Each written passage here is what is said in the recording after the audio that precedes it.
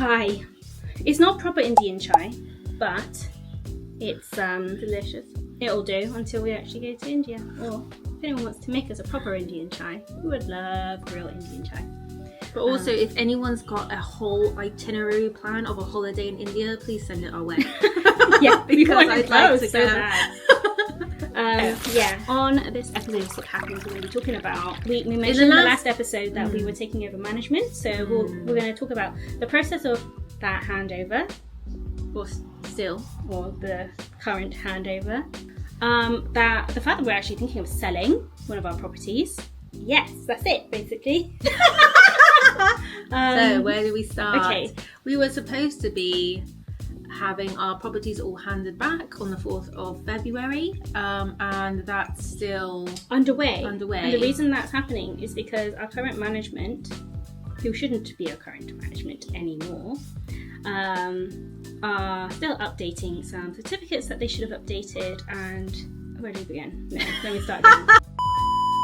Right, so we're supposed to be having taken over our management as of the 4th of February, but this has been delayed.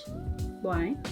Because certain EPC, gas safety, electric safety certificates were not done, which should have been done under their management. Yeah, there's just a lot of things to tie, a lot of loose ends to tie up before we take over.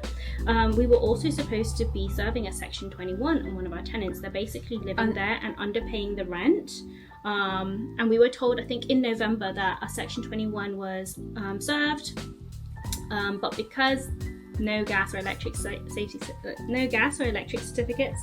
were done, which we were not aware of. Which you weren't aware of, no. No notice was actually served, so basically lied to. And then only told on handover day. That it was never served. That it was never served, and that they're getting the certificates now so that they can actually serve the notice, and then they'll hand it over to us. So frustrated. It's frustrating because when it doesn't matter how good of a deal that you've got with your management. I think we took that, take full responsibility for. You can outsource a lot of things in your business, and that things are going to always happen. You're always going to be the person who is ultimately responsible as a landlord. Yeah. Exactly, ultimately responsible as a landlord and your own business, and you're the person who's going to care about your investments and your business the most. And there's only so much, we did not want to micromanage them. They had a great team at the beginning. They were really on it at the beginning. I think we've been with them for 2 years. More than 2 years. We never felt like we had to micromanage, but obviously someone else's business, like this particular management company, they were going through their own issues, and that reflected in the quality of their management with our properties, which ultimately puts us in quite a bit of jeopardy. And if you don't want to have to micromanage or just keep poking them, because they've got they got a ton of properties to look after. And the point of full management is that you kind of get to relax and trust in their service. But ultimately, as you mentioned before, if you're a landlord, it's all your responsibility if things don't go right. So then that leads us to think, what's the point of using a letting agency who we have to micromanage too much because there was in-house stuff going on? So what's the solutions to tackle that? And if we need to keep checking in on them and be like, has the EPC been done, has the gas been done, what's going on with this tenant? If you've got a large enough portfolio, then having a portfolio managers for your own properties is a really great idea, but not if you've got less than, if you're not a portfolio landlord, it's not cost effective. But if you are another solution is having a VA or using... So that's an option we're thinking about, a VA. But right now we're going to self-manage. Self-manage, so that, because in all honesty, we are a little bit reluctant to trust management at this time. We have been burnt.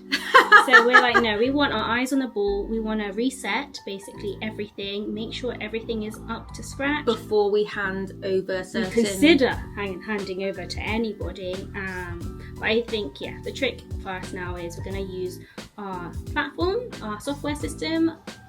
I'll put the link in the description down below so that you can see the platform that we're using, and we'll do a demonstration soon as well, exactly how we're using this. But it's basically going to streamline the whole process and overseeing everything, and we didn't have this at the beginning, so No. we couldn't, it was really hard to like keep track of everything that was happening, whereas this is going to make it so much simpler, and the communication. And then when we are ready to delegate the task of management or parts of it, then we'll be able to use that same system with whoever we take on.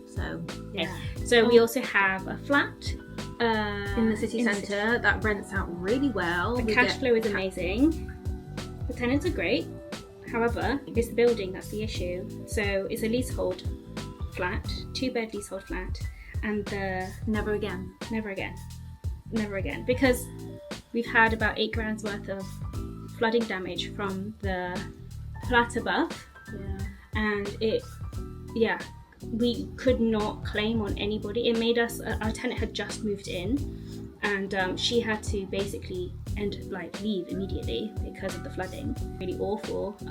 So we lost out on that tenancy and Rent had to pay for for all months and like 3 months worth of rent as well, and pay for all the damages, and we couldn't claim on anybody. We went to the freeholder, we went to the head leaseholder, who also happened to be the owner of the flat above, and we have not heard. Thing is, what makes it complicated is because the responsibilities lie on companies. So like, it's not on the individual, it's on the limited company. So they'll be really slow to take responsibility, and I just don't think there's enough in place to protect leaseholders, which is why this all the regulations going to change. There's not going to be any more leasehold. Is that right? There's not going to be any more leasehold. Most things are going to be freehold in the future. And we completely agree, because if you're a leaseholder, you are kind of vulnerable to so much. And I think we're just at a point where we just don't want to feel like we have, like, the more you give away control. There's a difference between like delegating responsibly or using systems and just giving away too much control. You don't want to give too much control away. So like the freeholder and this head leaseholder who didn't have any proper management in place, but no one's taking responsibility for that bill of £8,000, which wasn't our fault. So ultimately, we're gonna plan on do a valuation of that property and sell it, and then reinvest in a freehold instead. So that's the plan. That's the plan. So fingers crossed we can release a lot of money out of that property, but we'll keep you updated to see if we may completely pivot. But who knows? The other bit of sip that happened is when we got rid of one ARTA SA about, was it last November? Last November, and we sold the furniture in situ to the next tenant. She couldn't pay for the bill up front, so we agreed a payment plan with her. So we thought we'd be nice and do a payment plan, because it's hard times for everyone in this economy. We thought we would do a 3-month payment plan with her. She has not agreed to the contract that she signed, and she is outstanding 2 months of those payments. So now we are wasting our time and energy. Not wasting, because it's all learning, and we can share it with you. What to do if you're stuck in this situation is like, we hate being put in these situations and having no choice but have to escalate things legally. But this is just one reality that you need to be aware of. As your business grows, there's just going to be legal things that happen. But they shouldn't stop you from wanting to grow. It's just that you just get better at fixing, like learning, and you just learn fast. Like you could, Richard Branson, I'm not comparing us to him, he's got a massive successful business. Can you imagine how many legal issues he's going through right now at the same time? It's just part and parcel of owning a business, I think. So just a heads up, when things like this happen, it's really useful to know how to handle them.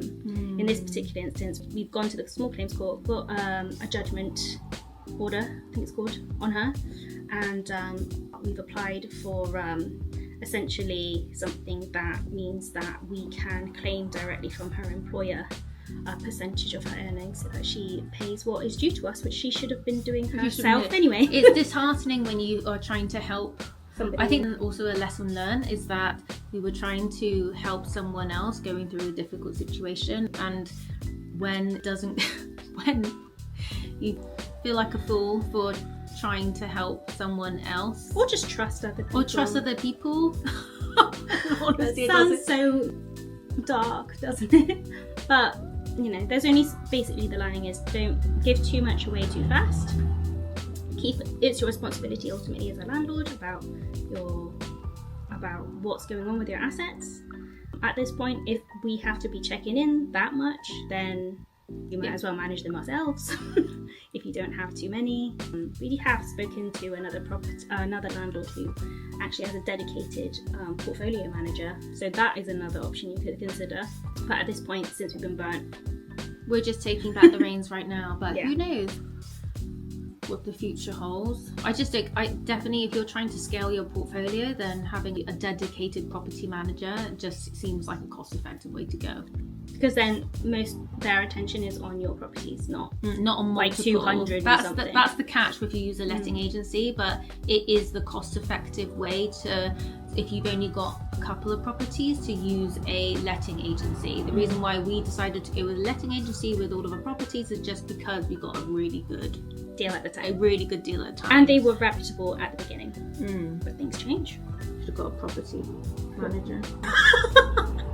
If you are one, you can apply. Let us know. In the meantime, we are really keen to just be really in the loop and just know our properties again much better.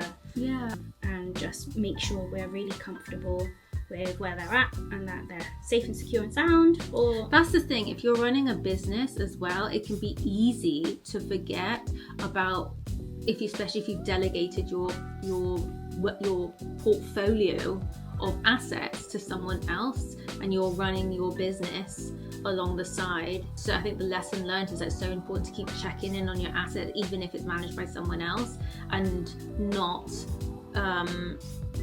just completely trust that someone else is looking at, because you will only care, you're the one that's going to care about your business the most. Your business and your assets the most. Yeah. It's no one else's responsibility to check that. But if you're an entrepreneur, your job is literally to troubleshoot problems and things. The only thing that's guaranteed in life is change. So the only constant is change. The only constant is change. So you need to know how to adapt. And another quote I love, which I have pinned in my room, is, "Relax, nothing is under control." No, nothing is. If you are struggling and you don't know where to begin or how to handle certain issues that are coming up or what you would do, or if it's intimidating you, we are actually offering coaching, because so many people have been asking us to do this. We've had so many people asking us to do mentorship, and we thought, how are we going to do mentorship that's going to really benefit our community? And that is what we believe, something that we didn't have when we first started, was community. That's why we're so proactive about creating the community that we have. Yeah. And we thought, how are we going to be able to do this that combines community with learning in real time? And that's group, and we want to provide group coaching. Yeah. So I will put the waitlist for group coaching down below as well. It's a six-week group coaching course where we'll be doing hot seating, and we'll have an expert that comes in, and we will also you'll be able to ask us, you'll have instant access to us in real time as well if you have any questions. And it's just a great way to learn with other people that are all supporting each other. This is an exclusive group, and we're keeping the numbers small so that it advances our learning and make sure that we can all learn and support each other properly. Yeah, so the link for that is going to be below. We've also got a day in the life video, so you can see exactly what the realities of what it's like to be a property investor, what a day and a business owner. So yeah, check that out too. I'll put that in the link below, and we'll see you in the next episode of Super Happens. Link.